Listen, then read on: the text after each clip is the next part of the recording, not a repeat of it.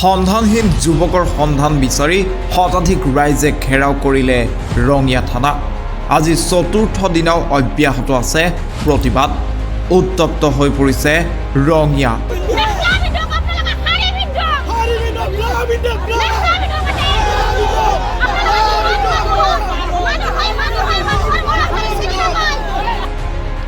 BJP নেতাৰ বিৰুদ্ধে ভয়ংকৰ অভিযোগ। বনভোজস্থলীত বিজেপি নেতা হিমাংশুৰ গাড়ীত ধৰ্মেন্দ্ৰ নামৰ যুৱকজনৰ বাইকে খুন্দা মাৰিছিল। প্ৰথমে সামান্য ঘটনাটোক লৈয়ে দুয়োৰে মাজত বাক বিতণ্ডাৰ সৃষ্টি হৈছিল। তাৰ পাছতেই ধৰ্মেন্দ্ৰক বহু লোকৰ সন্মুখতে প্ৰহাৰ কৰে বিজেপি নেতা হিমাংশুৱে। খৈৰাবাৰীত ধৰ্মেন্দ্ৰৰ লগত যোৱা একাংশ বন্ধুকো আক্ৰমণ কৰিছিল বিজেপি নেতা হিমাংশুৱে। তাৰ পিছতে ৰহস্যজনকভাৱে সন্ধানহীন হৈ পৰিছিল 22 বছৰীয়া ধৰ্মেন্দ্ৰ নাথ।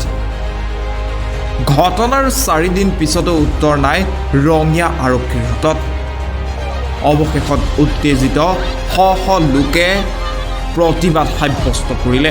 ইফালে শুক্ৰবাৰে বিজেপি নেতা হিমাংশু কাকতিৰ বাসগৃহ ঘেৰাও কৰিছিল ৰাইজে। পৰিস্থিতি নিয়ন্ত্ৰণ কৰিবলৈ আৰক্ষী অৰ্ধসামৰিক বাহিনী মোতায়েন কৰিছিল। এতিয়া প্ৰশ্ন উত্থাপিত হৈছে, হত্যা কৰা হ'ল নেকি ধৰ্মেন্দ্ৰ নাথক? আৰু এই হত্যাৰ আঁৰত কোন জড়িত হৈ আছে? অতি শীঘ্ৰে ৰঙিয়া আৰক্ষীয়ে বিচাৰি উলিয়াব লাগে ধৰ্মেন্দ্ৰ নাথক। এয়াই প্ৰতিবাদকাৰীৰ দাবী। তেওঁলোকে লগ লৈ খানা খাবলৈ গৈছিল। আমাৰ এইটো আশ্ৰম এখন আছে, তাত আশ্ৰমত খানা খাই আমাৰ ল'ৰাজন অলপমান বাছি ওলাই আহিল। ওলাই অহা অৱস্থাত আন এটা পাৰ্টি তাত লোকসকলে তাতে খানা খাই আছিল। সেই তাৰে 7-8জনমান ল'ৰাই লগ লাগি আমাৰ এই ল'ৰাজনৰ বাইকখন অলপমান তেওঁলোকৰ কাৰত লাগিছিল। খুন্দা লগাৰ অজুহাততে ধৰি মানে জঘন্যভাৱে মাৰধৰ কৰে। আৰু মাৰধৰ কৰাৰ পিছত তেওঁলোকে বাইক আৰু মোবাইল আনি থানাত গতাই দি থৈ যায়। কিন্তু ল'ৰাটোৰ তেতিয়াৰ পৰা আজিকালি কোনো সংযুক্ত নাই।